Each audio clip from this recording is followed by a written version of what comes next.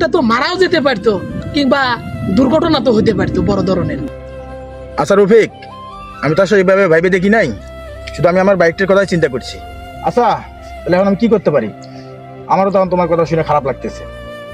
এখন কি করবি মানে? ওই লোকটার কাছে তুই এখন যা ক্ষমা চাবি। ক্ষমা? চল এখনই চল।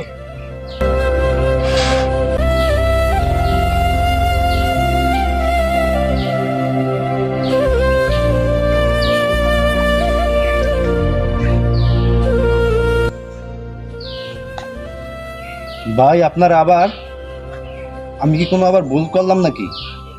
আরে না ভাই, কি বলেন? আপনার সাথে কথা বলার জন্য আসলাম। আমার সাথে কথা কইতেছেন? আমার সাথে কি কথা কইবেন? আচ্ছা তোমার তো আগে কখনো সময় দিয়ে দেখি না, আর তোমাকে অনেক ক্লান্ত লাগতেছে।